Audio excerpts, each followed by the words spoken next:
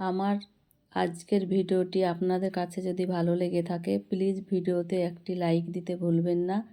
আমার চ্যানেলে নতুন হয়ে থাকেন চাইলে চ্যানেলটিতে সাবস্ক্রাইব করে নিতে পারেন। আপনি যদি ফেসবুক থেকে আমার ভিডিওটি দেখে থাকেন চাইলে পেজটি ফলো দিতে পারেন। আপনি যদি কাজটি অলরেডি করে থাকেন আপনাকে অসংখ্য ধন্যবাদ। একটি ফুলকপি নিয়েছি, ফুলকপি কেটে নেব, খুব ছোট ছোট করে কেটে নেব। কেটে নেওয়া হয়ে গেছে, একটা পাত্রে তুলে জল দিয়ে ধুয়ে নেব। পরিষ্কার করে ধুয়ে নিয়েছি। কড়াইয়ে জল দিয়ে দিলাম, গ্যাসে চাপিয়ে দিয়েছি, লবণ হলুদ দিয়ে দিলাম, ফুলকপি দিয়ে দিলাম।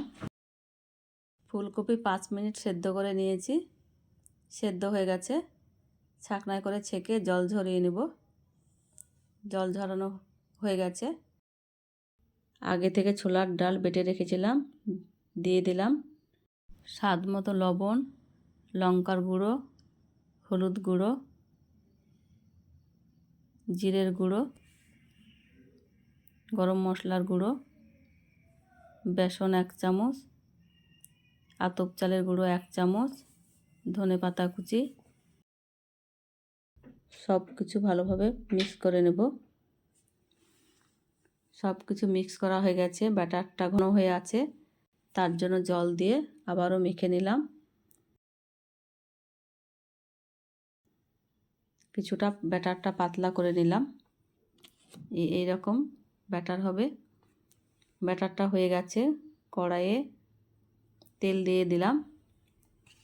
এদিকে আগে থেকে সিদ্ধ করা ফুলকপিটা ব্যাটারে মাখিয়ে একে একে ভেজে নেব। তেলে দিয়ে দিলাম।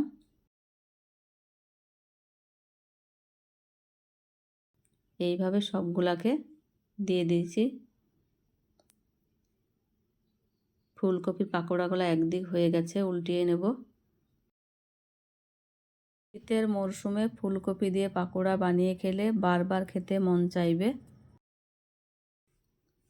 দেখুন কালারটা তো দারুণ হয়েছে।